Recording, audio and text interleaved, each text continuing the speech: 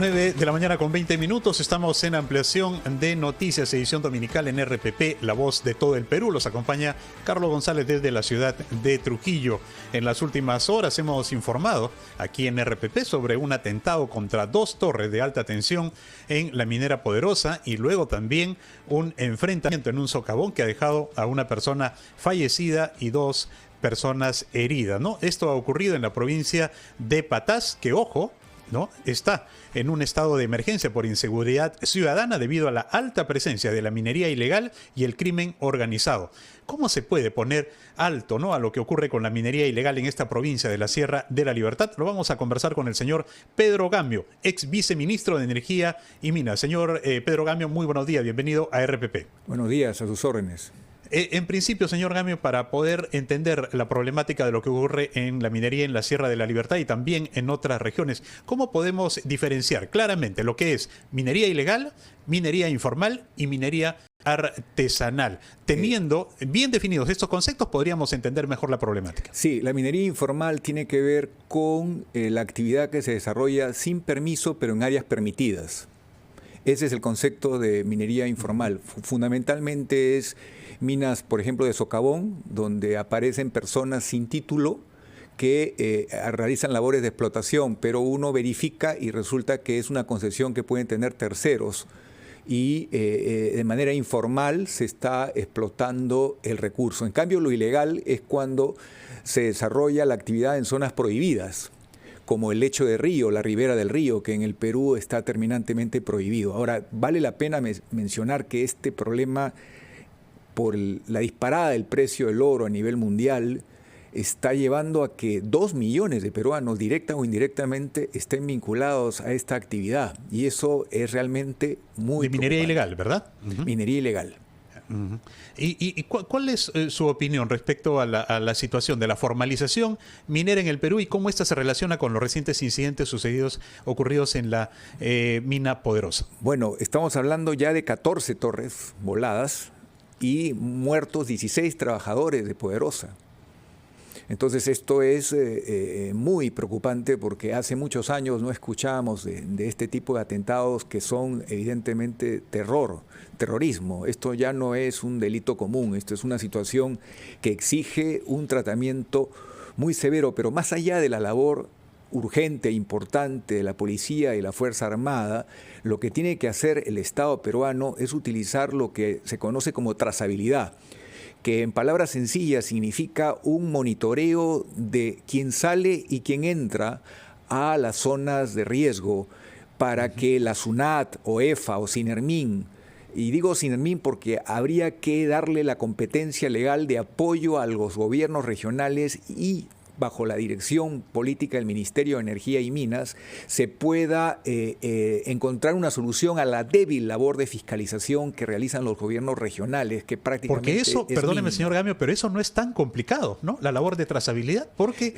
no se pueden poner cámaras? Exige reforma de dispositivos legales, porque creo que el Estado cometió un error al transferir la competencia a los gobiernos regionales y esto se les va de las manos, no tienen la capacidad.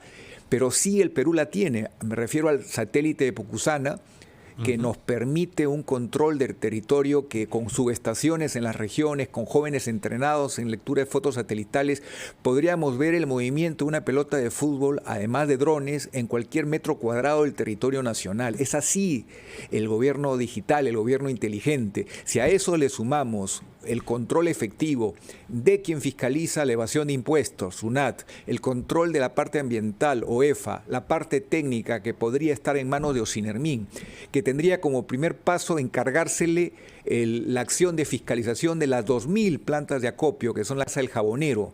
Todos los pequeños terminan en una planta de acopio, que es el que les compra el producto, y de ahí puede llegar hasta Suiza, como hemos visto, información y son procesos que todos lo conocen, ¿no? Tal como usted nos está explicando. Mil disculpas, señor Gámez, porque yo le había consultado al inicio la diferencia entre minería ilegal, minería informal, pero también minería artesanal, y lo corté justo cuando solamente nos había dado los 2 primeros conceptos. ¿Pero qué entendemos por minería artesanal? La minería artesanal es solamente toneladas métricas, 25 toneladas métricas día. Estamos hablando de la más pequeña forma de puede explotar sin utilizar maquinaria sofisticada, sin llegar a un nivel industrial de explotación, pero de todas maneras también exige asistencia técnica y permiso porque también en menor nivel se puede dañar una fuente de agua que, por ejemplo, está prohibido. Hay que enseñarles a trabajar. Y hay un tema que no quiero dejar de mencionar, así como el monitoreo con gobierno digital, electrónico, inteligencia artificial y tener en tiempo real la información de cuántos camiones, por ejemplo, en la cordillera del Cóndor están pasando a la frontera con Ecuador llevando oro extraído en el Perú. Además, habría que idear un sistema por el cual desarrollamos lo que en otros países fue el diamante limpio, el diamante bien trabajado, hacerlo con el oro en el Perú, es decir, un acuerdo con grandes empresas con apoyo internacional, y eso lo puede lograr el Ministerio de Energía y Minas, para que se le dé asistencia técnica y también se le dé un precio justo a quien empieza a cumplir reglas de juego y empieza a respetar los protocolos del Perú. Entonces estaríamos solucionando el problema de un mercado limpio. Claro. Ahora, le interrumpía porque el titular del Ministerio de Energía y Minas, Rómulo Mucho, ha señalado la urgencia de declarar en emergencia la formalización minera en el país. ¿Está usted de acuerdo con eso? Sí, porque el ministro tiene razón en cuanto a que no hay competencia directa por parte del ministerio. Todo el mundo dice la responsabilidad del ministerio, pero legalmente es de los gobiernos regionales. Son los gobiernos regionales, ¿no? Entonces, más allá de la acción militar y la acción policial, tiene que haber una reforma integral que permita afrontar este problema, porque nos hace recordar eso de ser piratas de nuestro propio país. Se está dañando el medio ambiente, se está dañando la vida, la salud y la gobernabilidad misma del Perú. Estamos desalentando las inversiones, creando un clima que va totalmente en contra del futuro del Perú. Es urgente ese trabajo integral en las dos líneas. El gobierno inteligente, el gobierno digital, para tener un monitoreo y ya no haya la perforación como un colador, que se va a la Fuerza Armada, se va a la policía y vuelve la mafia a actuar. Hoy tenemos cómo controlar el territorio nacional y eso obligaría al seguimiento de los registros. Y así, en poco tiempo vamos a saber quién es quién y vamos a poder sacar adelante un programa de formalización, pero que tenga que ver con la hoja de ruta del oro limpio, el incentivo para que el pequeño, así como se logró con el café que sustituyó a la coca en San Martín, después de gran esfuerzo, asistencia técnica, cadena productiva, hoy San Martín es un logro extraordinario. Derrotamos a la coca como insumo para el narcotráfico y hoy es una región que tiene un modelo de desarrollo que vale la pena imitar.